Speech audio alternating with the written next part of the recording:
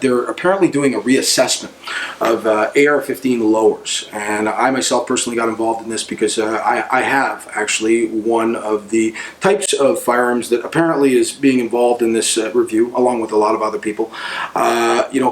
Certainly as firearms owners, we've had to deal with a lot of issues as it relates to poor treatment or perceived poor treatment by the Chief Firearms Office. I don't blame them for it, but they've obviously been receiving pressure to do some things, and I was told that on the phone, that certainly some things are changing, and that they have been advised that they were to review all AR-15 lowers. I mean, and to examine whether or not some of those AR-15 lowers should be considered prohibited type items.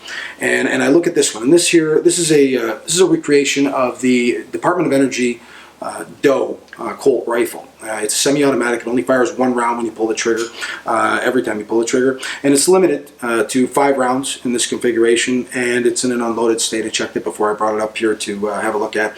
But just to let you guys know exactly what had happened, I ordered a couple of these lowers from the United States and went through the trouble of legitimately importing them, and the expense of importing them. It's a couple $100 just to bring this type of lower into the country and to have it registered to your name. And I've been in legal possession of this lower for over a year and a half. And it was the item.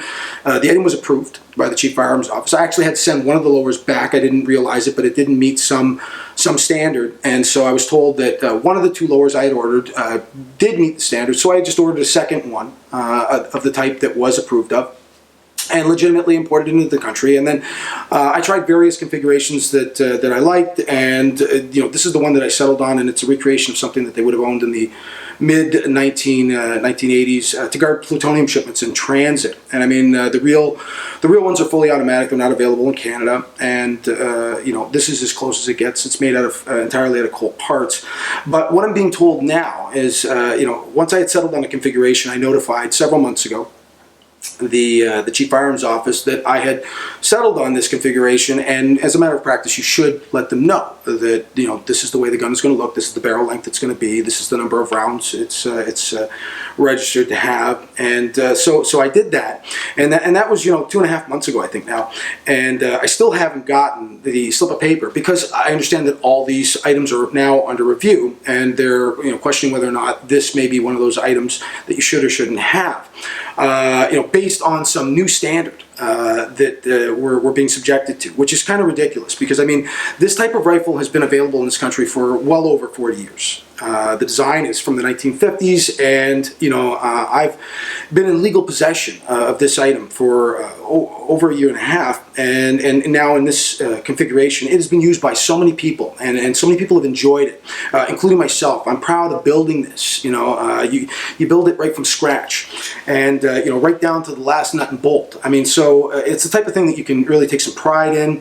And now that I've owned it legitimately and legally for over a year and a half, there was some possibility because of this review that it might be no longer the type of item you're allowed to own. And then I wonder who's going to pay for that. Like, I mean, if I can't own it, do I have to hand it in?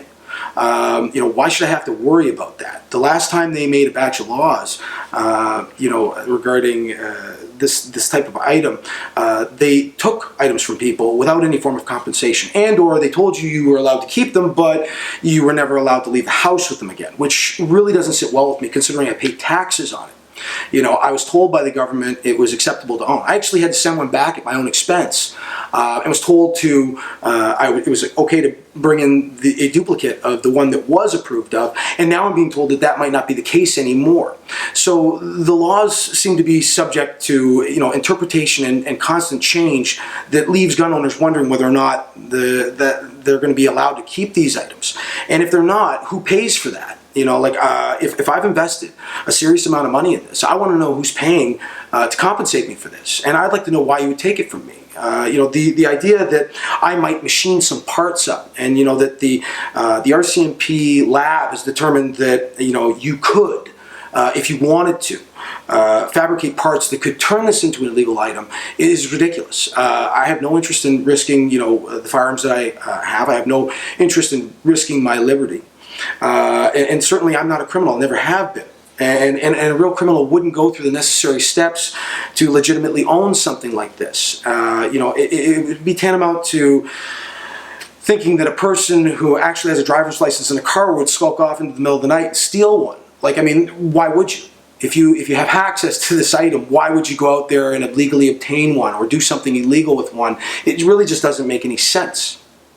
And the idea that, you know, maybe you could make it. I mean, they've never really defined what reasonably can be made to go fully automatic. I mean, with enough time, energy, and resources, you know, anyone could make any semi-automatic rifle go fully automatic. So unless the real agenda is to ultimately work our way backwards to, you know, eliminate civilian ownership of all semi-automatic firearms, I mean, what you're basically telling me is I might break the law. And historically, legitimate Canadian firearm owners have not broken the law. So they're kind of speculating that, you know, maybe you might do something wrong. I mean, there are other gaping places in the Firearm Act where there are serious, you know, security risks.